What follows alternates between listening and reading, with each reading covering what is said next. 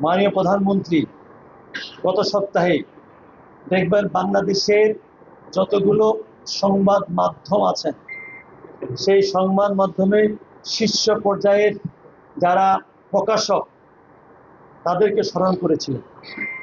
সেখানে কে কোন মতের, কে কোন দলের, কে কিভাবে বিগত দিনে কাজ করেছেন, কি করেছেন সেটা কিন্তু উনি দেখেন নাই। সেখানে সমস্ত বড় বড় বাঘা বাঘা সাংবাদিককে স্মরণ করে ওনাদের কাছে পরামর্শ নিয়েছেন এবং সহযোগিতা চেয়েছেন।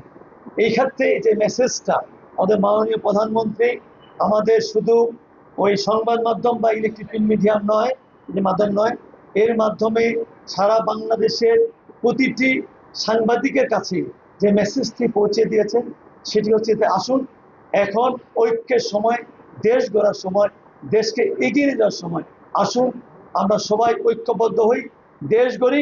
লাইভ বয় কিনে কল দাও টোল ফ্রি নম্বরে আর এক নিঃশ্বাসে গোল বলে জিতে নাও ফিফা বিশ্বকাপ 2026 এক্সক্লুসিভ পুরস্কার।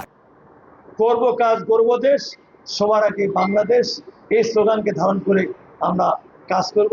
এটাই হচ্ছে মাননীয় প্রধানমন্ত্রীর কথা এবং সেই বিষয়টাই আমি আপনাদেরকে ধারণ করার চেষ্টা করব এবং সর্বত্র সহযোগিতা চাই।